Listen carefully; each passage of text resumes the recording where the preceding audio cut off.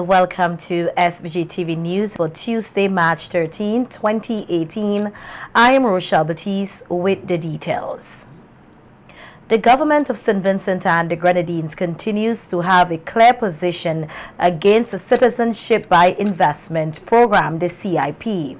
That's according to Prime Minister Dr. Ralph Gonsalves at a media conference held on Monday, where he highlighted various issues of national concern. PM Gonsalves said many major countries have been attacking the program in many ways and highlighted the effects of one tactic which calls for the implementation of documentary evidence on such a program. They haven't said how many days they want you to be there residing permanently, how many months in the year, but you can see where they're going at. If they come there and they get their way, it's going to be very difficult for the citizenship by investment programs, because 90-something% of the people who get the passports, in the way in which they get it, they don't actually reside in the country. So if you have to provide the documentary evidence that you're permanent in the country, I don't know for how many, as I said, they haven't specified, but I know by international standards, roughly, I'm not articulating it, but the number of days they will probably look at per year.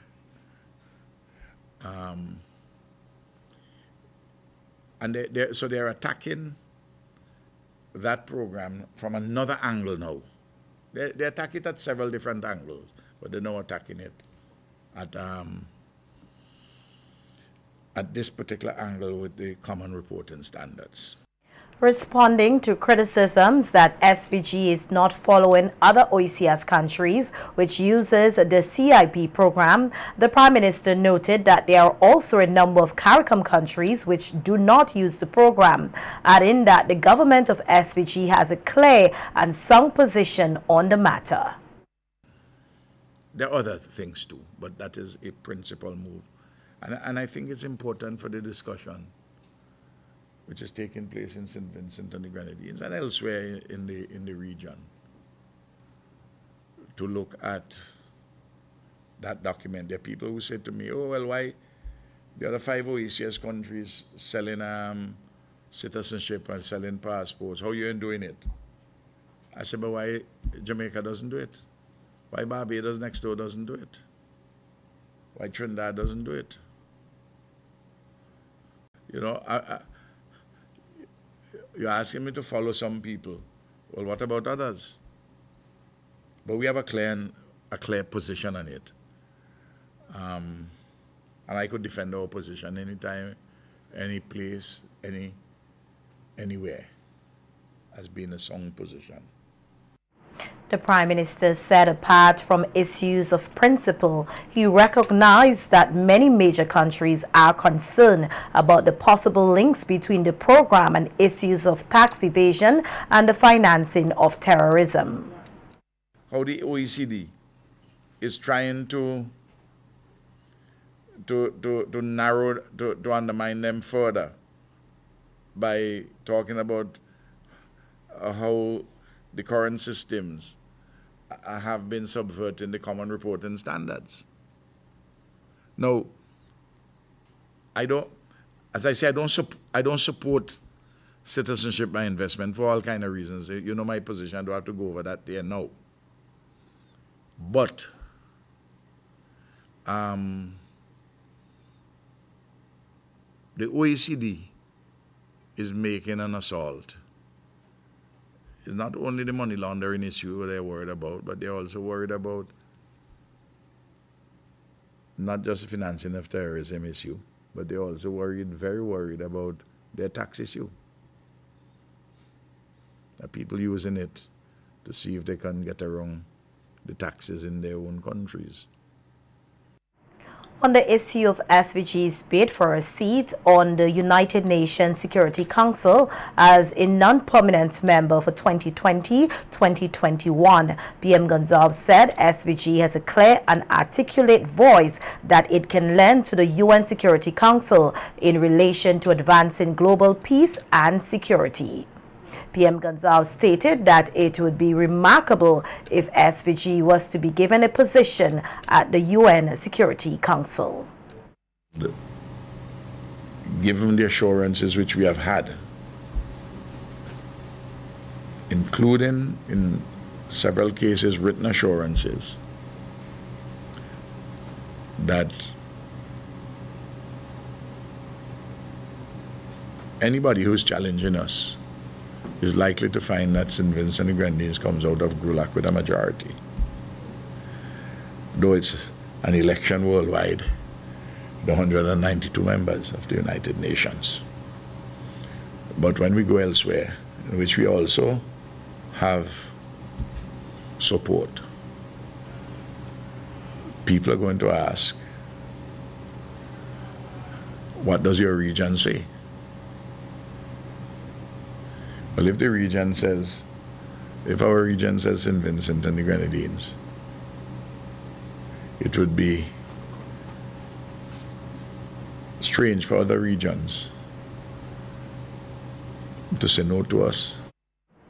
Seen as an avenue to engage, exchange, and deepen their approach in understanding issues which affects the Garifuna people today, the 5th annual Garifuna Conference got underway here last evening at the Peace Memorial Hall. The two-day event will this year focus on the topic, the island of Baliso, sacred land or economic opportunity, and will feature a number of presentations from local, regional, and international researchers and scholars as they aim to promote a deeper awareness and understanding of the Garifuna heritage and culture. Nikita Tony tells us more about last evening's opening ceremony in this report. The island of Baliso, sacred lands or economic opportunity. That's the theme under which a number of local, regional, and international scholars and researchers delivered presentations as part of the 5th International Garifuna Conference, which got underway here yesterday, Monday, March 12th. Issuing a warm welcome to all his Garifuna brothers and sisters, President of the Garifuna Heritage Foundation, David Daki Williams, noted that the conference served as a platform for the Garifuna to gather in their ancestral homeland to share ideas, examine issues, and strengthen their network. The national development priorities of governments or the domestic legal context and the legal rights of private citizens may impact the exercise of the rights granted under these international conventions. In addition, there needs to be properly documented information on the history, the archaeological research, and other baseline information required to ground a substantial project for cultural preservation of the island of Baliso. I hope that these presentations and discussions and hopefully some declaration will provide a platform for action to be formulated. In his address, Prime Minister Dr. Ralph Gonsalves stressed the need for the Garifuna to not live or stay in history, but for them to use their history as a guide to move forward as a people. Utilize that history, that knowledge, that consciousness-raising condition to make ourselves and our circumstances better, and that we must not allow any people or any nation to set limits to our possibilities or to our imagination. And that imagination must be within our own interests. Delivering the keynote address, Cultural Studies lecturer at the UWI Caveville campus, Dr. Yannick Hume, spoke on the topic, Baliso, Heritage, Memory, and the Ancestral Legacy of Garifuna Identity. Dr. Hume highlighted that her aim was not to separate Baliso as neither sacred land nor economic opportunity, but to instead bring both aspects together by promoting diasporic or heritage tourism. Land holds memory. It vibrates like our cellular structure. The sand, the rocks, the stone, the earth, the trees, the wind that moves by it brings us back to that first being, that primal being. And it is about recognizing this, honoring this, memorializing, and finding a way to erect strategies whereby we could enhance a greater understanding, but also profit. The 5th Annual International Garifuna Conference culminated earlier today, Tuesday, March 13th, at the Peace Memorial Hall, where patrons were exposed to a number of research pieces on the Garifuna people, their ancestral homeland Urumi, and the significance of Baliso. Baliso, the bones of your family buried upon you. Forget, you know, respect, for sure. Make Baliso a memento to the Garifuna people. Nikita Tony reporting for SVG-TV News. And the presentations in the 5th Annual International Garifuna Conference continued earlier today with a call for more to be done in preserving Baliso as a Garifuna heritage sacred to the Garifuna people. While giving a general overview of Baliso, independent researcher Vanessa Demercian highlighted the need to have more research done on the island. From these days, and then possibly other treasures that the Eparet would have left. But we are definitely aware that there's a lot of artifacts and remains that can still be found on Baliso, and that more research is urgently needed. Some sites, one of the sites, for example, he's severely suffering from sea erosion, and we are just losing everything to the sea slowly and slowly. Well, not that slowly, unfortunately. However, archaeological research cannot be conducted at the moment, and also because of the sale of Baliso, because digging the land might take on the value of the sale. There was also a call for protecting the material culture of the Garifuna people and that of Baliso by former chairperson of the SVG National Trust, Cathy Martin, who argued that such materials will greater aid in person being more aware about SVG's history. We protect them with marinas going in here, there and everywhere. Do we even know where they are? I'm sure there are a lot we don't know about. We need protection. We need research in the future with new techniques. We don't want to disallow investigation that could prove very informative. And of course we need a display area, because perhaps a tenth of what we've got might be museum quality worthy of display. And if we tell the story, we need our young people, and I'm so pleased to see so many of them here today. We need our young people to train, to do these jobs, and of course before that to learn all about what we know. Senior Fellow in Religious Studies at the UK-based University of Winchester, Dr. Christina Welch, in her presentation, used principle of death studies to show the significance of the relationship between the Garifuna people and Baliso. Without saying that the island of Baliso has huge significance to the Garifuna. As a site of spiritual and emotional potency, it's intimately connected with ancestral suffering and survival. The ancestors are central to Garifuna culture, and the resting place of many of them is on Baliso.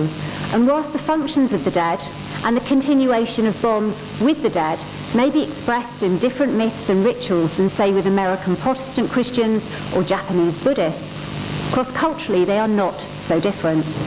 The dead speak to us all, and whether it's for dark tourist, educational purposes, or spiritual pilgrimage reasons, it's important that sites of death and locations of the dead, such as Baliso, are honoured and respected.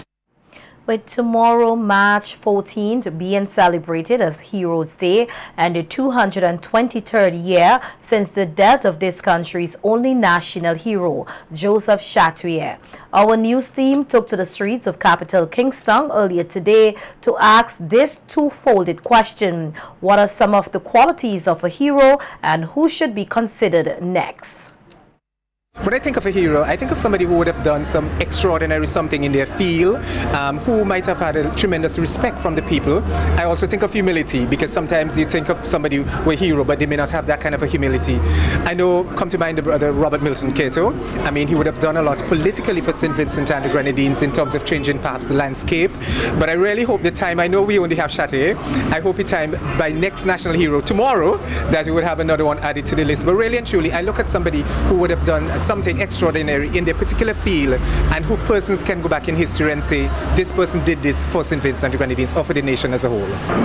People say E.T. Joshua, I don't know how that in the equation, but I think Milton Cato is a... And what are some of the qualities of a good hero, you think? What would make a hero? Well, I think when you like people, when you love people and you do something for people, I think that's one of the quality. You see people love you and you love them, and it's a good quality. Saving people, I don't know.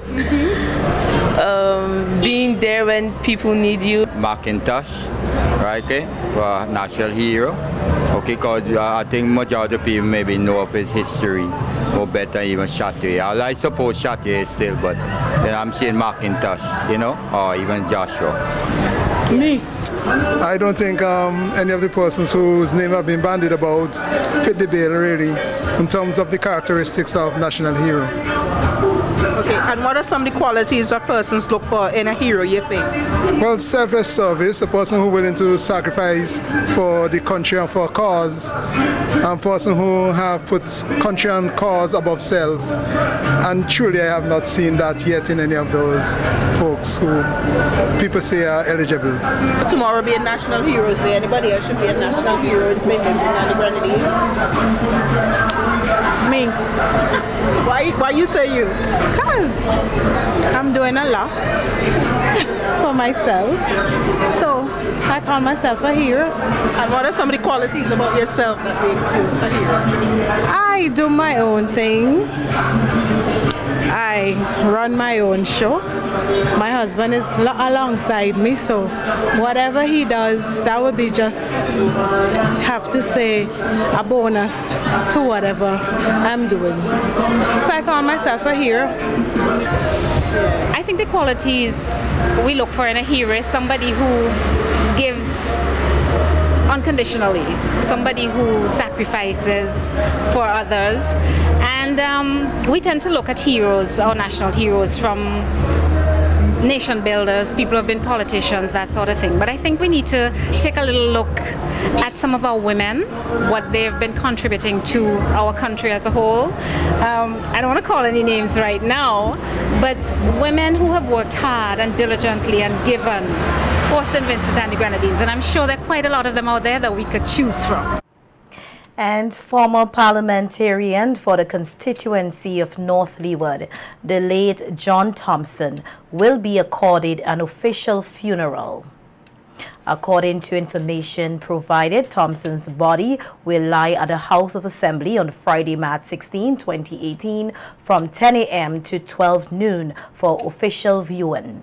The funeral service will be held at the Methodist Church in Kingston on Saturday, March 17, 2018, with tributes beginning at 11 a.m.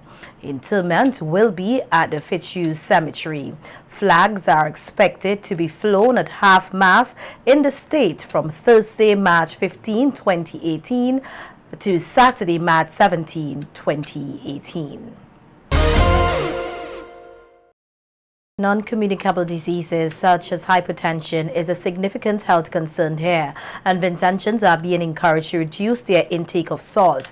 This advice comes from Minister of Health, Wellness and the Environment, Luke Brown, as he spoke in relation to activities being held for Salt Awareness Week. Minister Brown stated that the overconsumption of salt is a direct factor in conditions such as hypertension and stomach cancer, which are predominantly seen in adults. The Health Minister, however, noted that whilst most non-communicable diseases affect adults, there is a direct link between the high consumption of salt in children and the developing of hypertension as adults, and called on all to pay attention to intake of salt.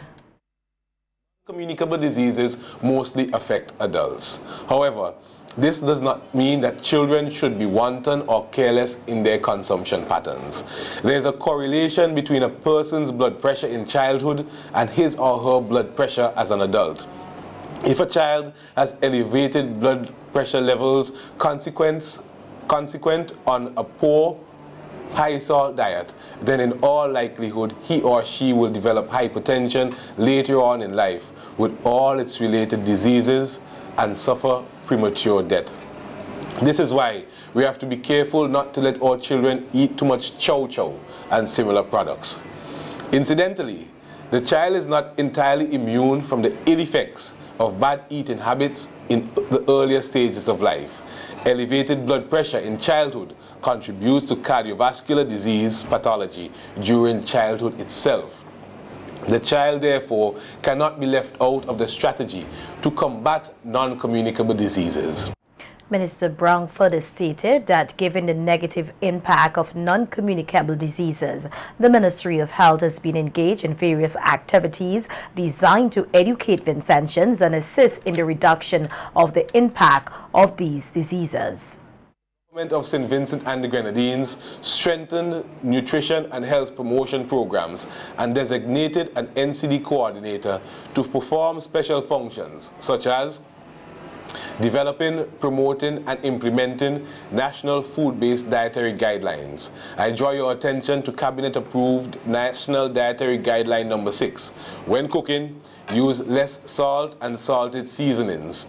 Eat less salted foods and snacks. Strengthening the community nutrition education program, which provides nutrition education for families and communities to promote guideline number 6. Included measures to reduce salt and sodium intake in the National Non-Communicable Diseases Policy. Conducting a National Health and Nutrition Survey in 2014 with a salt intake module. Developing nutrition standards for meals offered in government hospitals, including measures for reducing salt and sodium intake. With this week being observed as Salt Awareness Week, Minister Brown highlighted some of the activities the public can expect. The activities for the upcoming week, apart from this radio and television address, are varied and include: 1. Focus on nutrition articles published in the newspaper every Friday in March. 2. Special health word radio programs and the airing of radio and television jingles daily from March 12th to March 16th. 3. A health microscope radio program to be aired on March 14th, National Heroes Day. And 4. Live and interactive radio programs on Praise FM, such as Praise Lime, NBC Radio, Face to Face, and on Star FM. Additionally, there will be less salt seminars in Clifton and Ashton Union Island on March 12th and 13th respectively, Kingston on March 15th, beginning at 10 a.m. at our ministry's conference room, and at the Faith and Life Pentecostal Church in Chateaubelair on Friday, March 16th. The public is invited to attend, participate, and benefit from these activities. Based on an open data readiness assessment conducted here in SVG recently by the World Bank, the government will in the coming months aim to set up an open data portal. That's according to Minister of Information Camilo Gonzalez as he delivered remarks at an introductory session for open map training on Monday. Minister Gonzalez noted that the training will play a significant role in the government's move towards an open data policy. To launch later this year an open data portal, and the portal will host various data sets. We'll start with the least sensitive, least controversial ones, and all of those things I was talking about: citizen engagement, press participation, improved debate, and commercial applications. Hopefully will flow naturally from that. Emphasizing that an open data policy will, among other things, aid in effective public discussions and debate, Minister Gonzalez further outlined other initiatives in relation to open data, which he said the government plans to roll out soon. A proposal to the Cabinet for approval in very short order to have each ministry appoint an open data focal point who will have responsibility for making the data it collects available, and available in a way that is searchable and accessible by the public. In that direction. This is where we want to go. We'll start with the open data portal. We'll start with the quick wins, the things that we can put up easily and quickly, and the ones that are in a format that is more problematic, we'll work with the World Bank and we'll work internally to make those things available.